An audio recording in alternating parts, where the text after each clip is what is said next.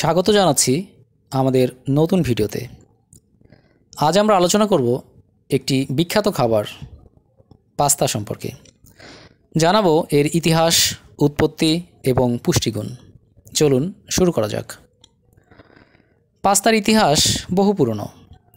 ধারণা করা হয় প্রাচীন চীনে 2000 বছর আগে পাস্তার আদিরূপ তৈরি হতো।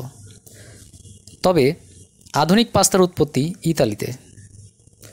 1300 শতাব্দীতে ইতালির বাণিজ্যিক নগরী জেনোয়া এবং ভেনিসে পাস্তা জনপ্রিয় হতে শুরু করে। কিছু গবেষক বিশ্বাস করেন যে ভেনিসের বিখ্যাত ভ্রমণকারী মার্কো পোলো চীন থেকে পাস্তার ধারণা ইতালিতে নিয়ে এসেছিলেন। এরপর থেকে পাস্তা ইতালির রান্নাতে একটি প্রধান উপকরণ হয়ে ওঠে।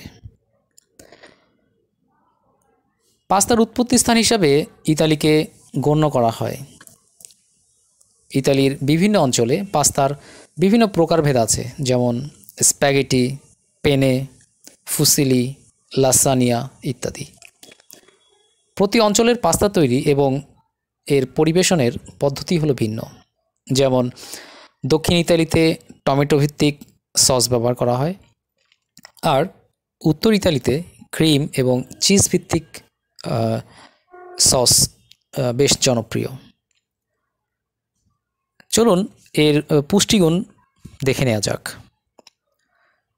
পাস্তা শুধু সুস্বাদুই নয়, এটি পুষ্টিকরও বটে। সাধারণত পাস্তা গমের আটা দিয়ে তৈরি করা হয়, যা কার্বোহাইড্রেটের একটি ভালো উৎস।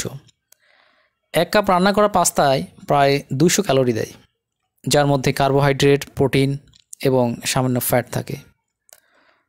পাস্তা ভিটামিন বি, আয়রন এবং ম্যাগনেসিয়ামের ভালো উৎস।